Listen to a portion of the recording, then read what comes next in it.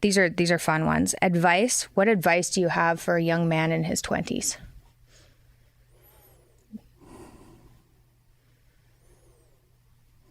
It's a pretty non-specific question. Make a plan. Look at what you're interested in.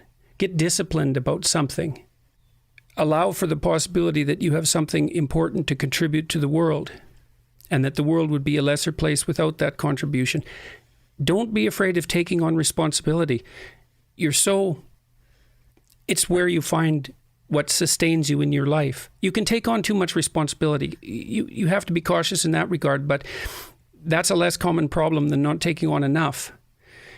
A lot of the things that people regard as traps are actually the means to their life. Often young people are afraid of commitment, for example, in the context of a romantic relationship, and because they feel that that's going to interfere with their pursuit of something more valuable. But that's just not the case. You're not going to find something more valuable in your life than a committed relationship with someone that you love, that sustains itself across time, and that in all likelihood produces children. That's life.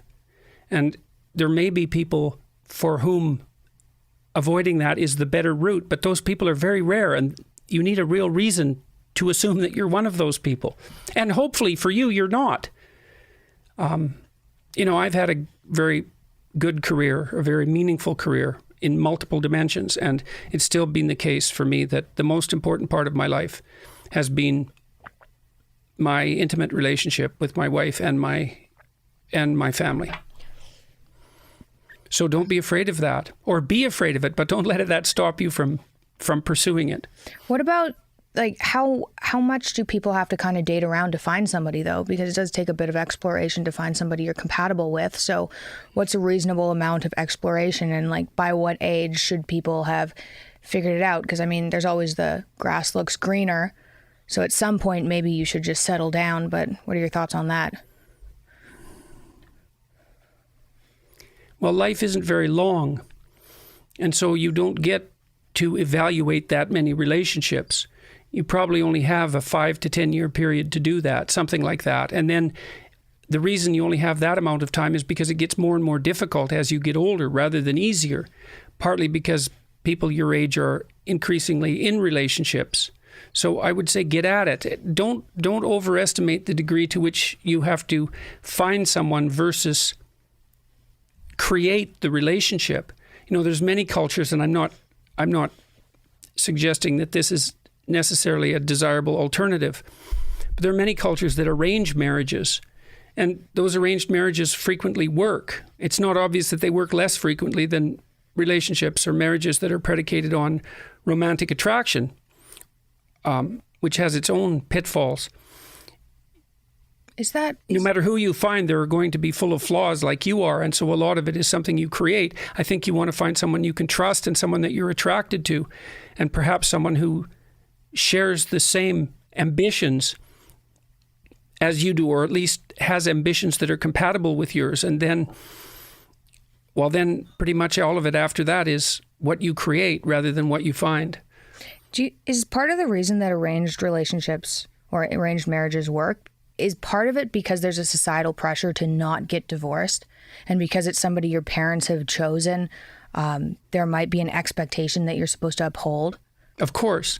That's partly why marriages in the West work too, or marriages in cultures where the primary impetus for the marriage is romantic or sexual attraction.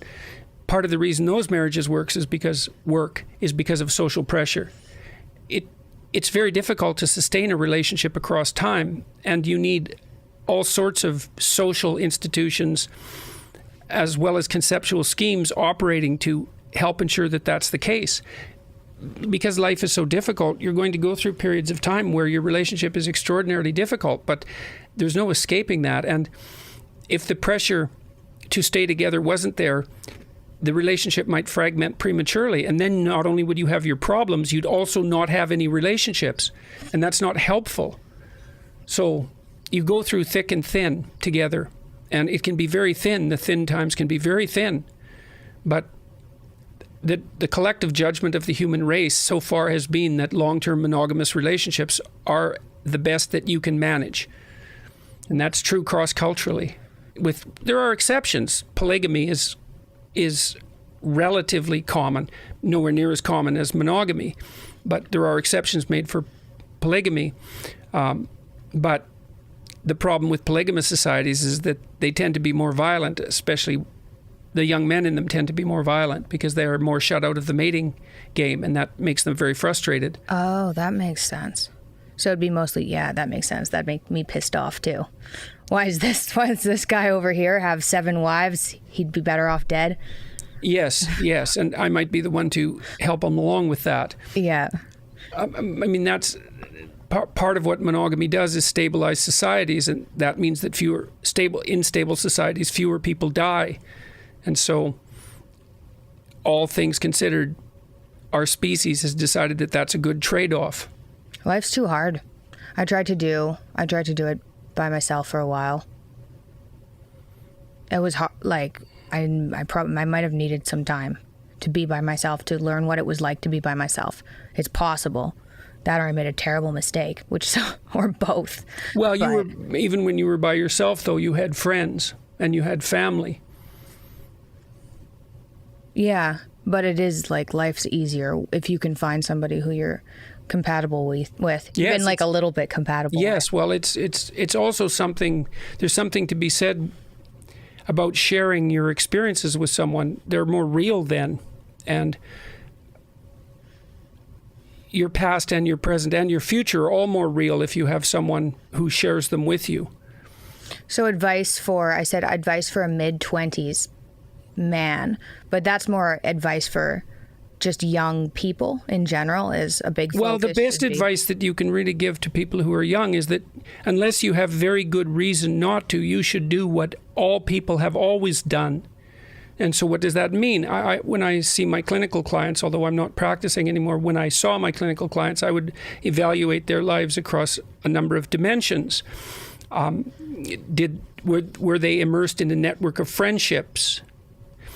Did they have a family? And that could be their family of birth, but also the family that they've produced, their own husband or wife and children, if they were of an age where that was appropriate. Did they have a career or at least a job? And was their job productive and matched well with their abilities and their ambitions? Were they educated to the extent that their intelligence and curiosity might demand? Were they in reasonable physical and mental health, independent of those other areas? All of those things need to be established, and you don't want to question them so much that you don't